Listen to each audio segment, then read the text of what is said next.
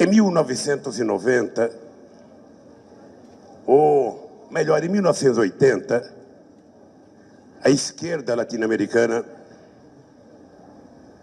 não acreditava que fosse possível chegar ao poder pela via da disputa democrática e, sobretudo, pela via eleitoral.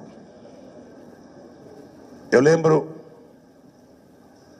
da esperança que a gente tinha na vitória dos revolucionários de El Salvador, em 1980, quando participávamos do primeiro aniversário da vitória da Revolução Sandinista. Eu lembro do que pensavam os partidos de esquerda nos anos 90, na primeira reunião no Hotel Danúbio. E eu, em 1985, tinha feito uma entrevista para um jornal importante aqui no Brasil, dizendo que era muito difícil que um operário metalúrgico pudesse chegar ao poder pela via do voto. E a história se encarregou de provar que a democracia exercida a partir da participação das massas, ela pode ser a melhor fonte para que a esquerda chegue ao poder em qualquer país do mundo. Vamos ver a experiência do companheiro Chávez. O companheiro Chávez, que não tinha logrado uma vitória pela via da luta armada, chegou ao poder pelos braços do povo da Venezuela de uma forma extraordinária. E é importante lembrar que desde 1998, quando Chávez chegou ao poder, até hoje, uma grande parte da elite da Venezuela não admite a chegada do Chávez ao poder. Como não aceitam o Lula no Brasil ou a Dilma no Brasil. Como discordam da chegada ao poder de Rafael Correa, que não aceita a chegada de umas pessoas, sabe, progressistas para governar os países. E nós chegamos, e eu quero, companheiro da direção do Fórum de São Paulo, debitar parte da chegada da esquerda ao poder na América Latina pela existência dessa cosita chamada Fórum de São Paulo. Foi aqui, e devemos muito aos companheiros cubanos. Devemos muito aos companheiros cubanos. Porque, ao contrário do que muita gente conservadora pensa, os companheiros cubanos sempre nos ensinaram que o exercício da tolerância entre nós, a convivência pacífica na diversidade entre nós, a convivência entre os vários setores de esquerda era a única possibilidade que permitia que nós tivéssemos avanço aqui nesse continente. E isso aconteceu, e pode acontecer muito mais, porque agora nós temos a obrigação de não permitir que haja nenhum retrocesso nas conquistas que nós obtivemos até agora. Nenhum retrocesso. Nós evoluímos muito, mas do ponto de vista da integração, nós ainda precisamos avançar 50 ou 100 vezes mais do que nós avançamos. Os nossos dirigentes partidários, primeiro, precisam saber que nós precisamos trocar mais informações, trocar mais experiências. Os nossos governantes precisam pensar que eles têm que dividir o seu tempo entre cuidar da política interna de cada país e cuidar da política de integração. Porque política de integração a gente não faz por telefone, a gente faz visitando os países, conversando com os presidentes, fazendo acordos com os presidentes e discutindo o que nós entendemos por integração. O que é integração na nossa cabeça? É acordo comercial? Integração, aonde é que está o movimento social na questão da integração? Onde é que está o entrosamento do nosso cientista na questão da integração? Onde é que está a integração da nossa juventude? Onde é que está a integração do chamado movimento sindical? Onde é que está a integração dos congressos de cada partido? Eu estou até pensando agora, Gordon Oviedo, em convocar um encontro parlamentário, sabe, da América do Sul, para a gente discutir como é que a gente pode envolver o Congresso de cada país nessa coisa de integração.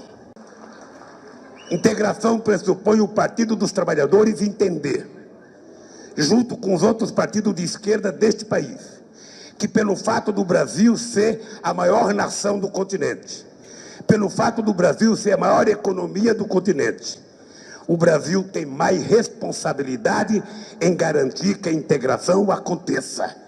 O Brasil tem mais responsabilidade em facilitar com que as coisas possam acontecer para consolidar o processo de integração da América Latina. Se o Brasil, através dos seus partidos e através do governo, não assumir a responsabilidade, tudo será mais difícil. Tudo será muito mais complicado. E nós temos que ser uma espécie de animadores desse processo. Um animador desse processo, porque senão não acontece. E eu fico preocupado porque com a morte do Chaves, ou seja, eu sei quantas reuniões eu e o Chaves fizemos. Eu sei quantas conversas nós tivemos. Eu sei quantas vezes eles vieram a Brasília, eu fui a Caracas, fomos a Buenos Aires e voltamos para cá. E isso agora tem diminuído. E o Chaves vai fazer muita falta.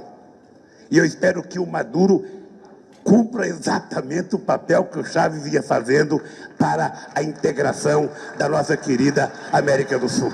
Nós, então, temos que ter consciência que, pelo fato da esquerda estar enfraquecida na maioria dos países do mundo, a América Latina pode, nesse momento, ser o grande farol para a nova esquerda que nós precisamos criar no mundo. E um novo debate. Ora, deixa eu dizer uma coisa. Eu muitas vezes fui convidado para participar da Internacional Socialista. Eu tive o prazer, Rui Falcão, de conhecer o Willy Brandt em vida. Tive o prazer de conhecê-lo em vida. Mas a verdade é que a esquerda europeia, e os companheiros que estão aqui haverão de concordar, ela perdeu o discurso porque ela ficou muito semelhante, sabe, ao discurso da direita. Eu participei da fundação, eu participei da mudança do nome do Partido Comunista Italiano, quando o PT era motivo de orgulho do maior partido de esquerda do mundo ocidental, quando mudou para PDS. Depois de PDS mudou para não sei o quê, depois mudou para não sei o quê, depois mudou para não sei o quê. Ou seja, mudou tanto que ficou igual àqueles que a gente contestava. Ou seja, esse é um erro que nós não podemos cometer. Eu agora estive na Espanha com os companheiros do PSOL.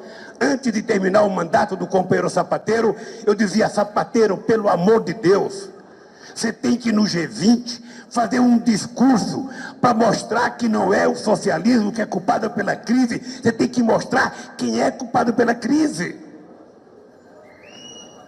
Na medida que a gente não faz, qual é o resultado disso? É De La Roya de um lado, é Berlusconi de outro. Ou seja, e a esquerda vai definhando. Mas, sinceramente, eu acho que nós temos condições de apresentar as coisas novas que precisam ser apresentadas no mundo. Sabe, eu sei que muita gente ficou chateada quando eu falei que, graças a Deus, tinha caído o muro de Berlim para a gente poder pensar de novo. Que estava tudo muito certinho, estava tudo muito na cartilha, todo mundo já sabia o que ia acontecer. Sabe? E não estava escrito na cartilha. E nem está escrito na cartilha hoje. A cartilha tem que ser construída a cada dia, a cada momento, porque o povo evolui a cada dia. O povo quer cada coisa a cada dia. Aqui, no nosso país, essas manifestações que aconteceram, tem de tudo. Tem de tudo. Tem coisa boa, sabe? E a maioria é coisa boa. Se você vê a reivindicação que o povo fez na rua, é a reivindicação que o Rui Falcão já cansou de fazer em nome do PT. O Renato Rabelo já cansou de fazer em nome do PCdoB. A juventude socialista cansou de carregar faixa. Os petistas cansaram de carregar faixa. Essas faixas que estão aí na rua. Agora, por detrás disso, tem gente que é contra o Fórum de São Paulo. Não é? Porque também fascista tem em muitos lugares. Sabe? Neonazista tem em muitos lugares. Sabe? E aqui no Brasil nós sabemos, sabe, que existe o Fórum de São Paulo. O Fórum de São Paulo, com todas as deficiências que a gente possa imaginar que ele tenha, com tudo aquilo que a gente acha que falta ser feito, o Fórum de São Paulo é a melhor coisa que nós já criamos neste continente latino-americano. É a melhor coisa. Por isso eu quero que vocês saibam que eu estou no Instituto Cidadania, no Instituto Lula, eu estou querendo debater, sabe, criar uma doutrina sobre integração. Eu estou querendo, já fizemos reuniões com o movimento social, já fizemos com o movimento sindical, já fizemos com partidos políticos, já fizemos com intelectuais, e nós vamos continuar fazendo porque nós queremos produzir uma doutrina de integração, para que a gente possa mostrar que é possível a gente criar um modo de governar diferente. Eu estou convencido disso. Nós poderemos criar um novo jeito de governar. Aqui no Brasil, nós mostramos que era possível. O Chávez mostrou que era possível na Venezuela. E quase todos os países estão provando. Nós sabemos do que o Rafael está fazendo no Equador. E é assim que a gente vai continuar crescendo na América Latina.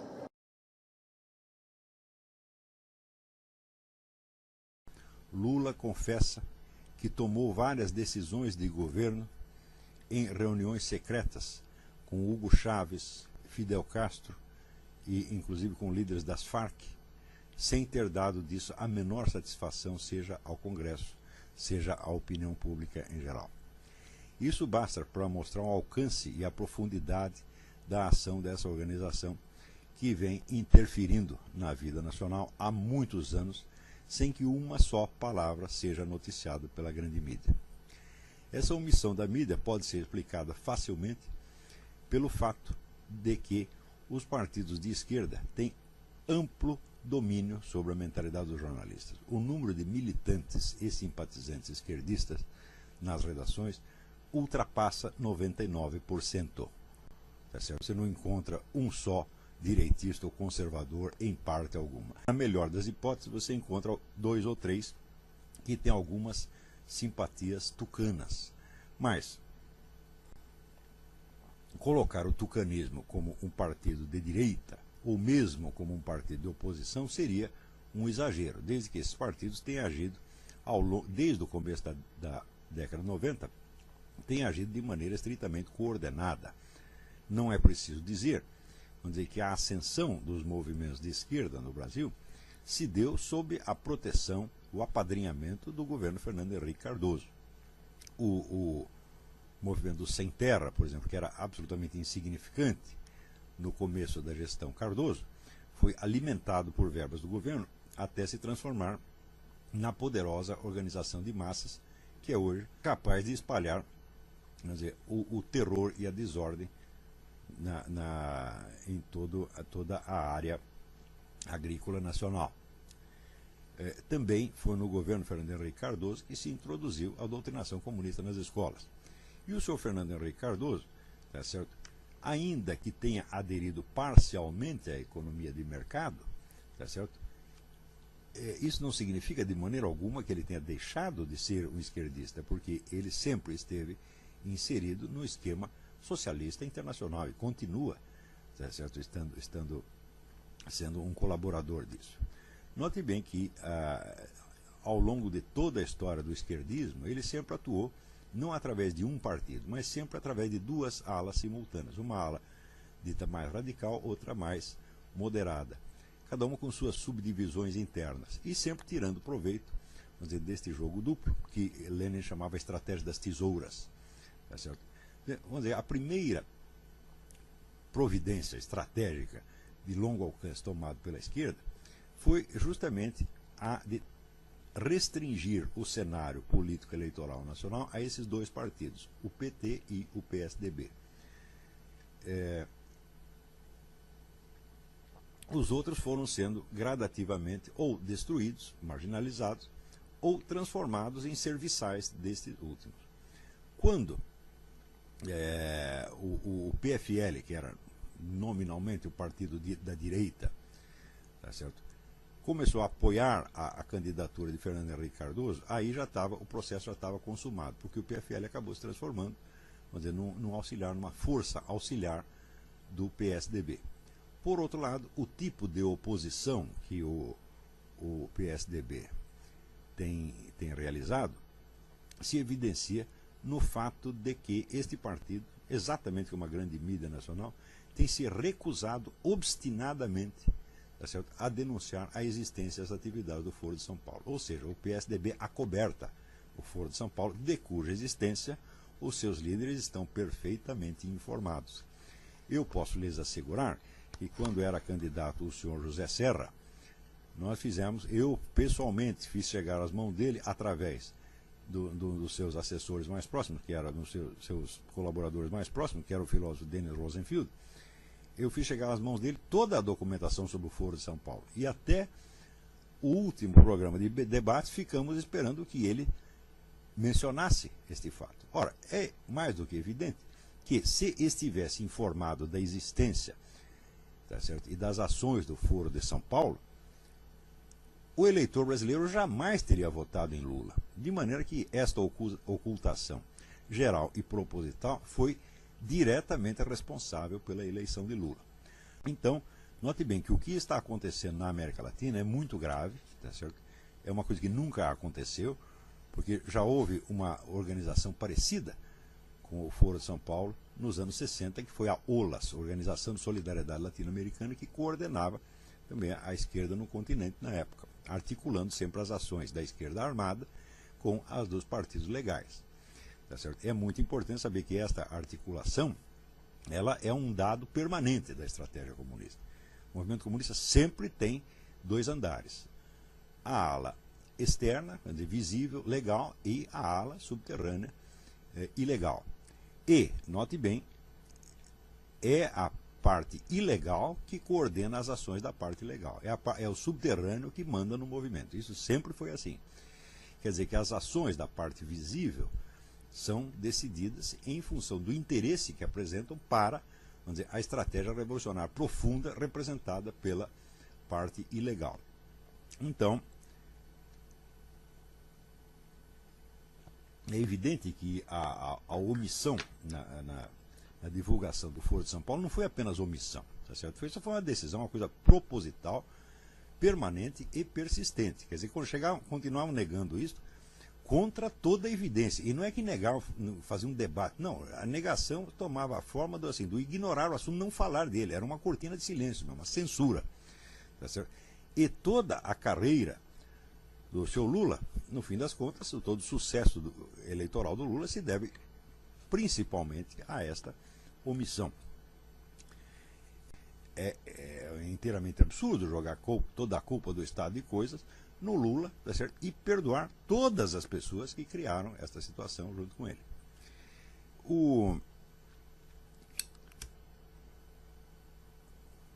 Incluindo nisso, evidentemente, o próprio senhor FHC.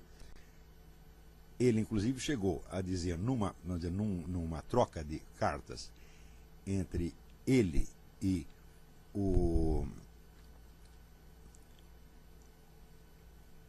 então não me lembro se ministro ou governador, Cristóvão Buarque, ele disse, entre nós e vocês, quer dizer, entre o PSDB e o PT, não há nenhuma divergência ideológica, nós temos apenas uma disputa política, quer dizer, uma disputa de cargos. Mas não havendo diferença ideológica, quer dizer que ambos estão concorrendo para o mesmo fim. Trata-se de implantar o socialismo em toda a América Latina. O socialismo se define principalmente como um esquema de poder que ou elimina ou distorce as instituições da democracia representativa para entregar o poder, vamos dizer, a um núcleo de organizações de esquerda, a uma elite esquerdista, que então planejará toda a vida nacional de acordo com as suas ideias e interesses. A estatização dos meios de produção é um objetivo do socialismo, mas não é um objetivo, vamos dizer, de curto prazo. Notem que Karl Marx dizia que a propriedade privada dos meios de produção deveria ser eliminada através do imposto, não toda de uma vez, mas através do imposto de renda progressivo. Tá certo? E que esse processo poderia levar muitas gerações. No Brasil tem muitas pessoas inocentes que desconhecem o marxismo, desconhecem a história do movimento revolucionário e acreditam que só existe socialismo se o sujeito tomar o poder no dia seguinte e disser não tem mais propriedade privada dos meios de produção. Como as pessoas não veem isso acontecendo, elas acreditam que não existe socialismo nenhum. Lenin, uma das primeiras coisas que fez depois da Revolução, foi justamente abrir o mercado, criar uma economia capitalista, incentivar a economia capitalista e atrair os investidores estrangeiros. A coisa mais óbvia do mundo é que todo e qualquer regime socialista necessita de uma época de capitalismo. Quer dizer, a primeira coisa que ele vai ter que fazer é, de certo modo, desenvolver o capitalismo e apenas, vamos dizer, desligá-lo do sistema democrático de governo, de modo que o crescimento da economia capitalista financie o crescimento do poder socialista, que é unipartidário. Unipartidário ou nominalmente ou extraoficialmente. Não precisa ser um partido só, pode ser vários, desde que eles sigam uma estratégia comum, que é exatamente o que acontece no Brasil. Toda a esquerda nacional segue as decisões do Foro de São Paulo. E suas rusgas aparentes, tá certo, são ou de natureza tática, apenas, quer dizer, é só para enganar a trouxa, ou, às vezes, quando são divergências sérias, elas são em torno de medidas que são do interesse da estratégia revolucionária.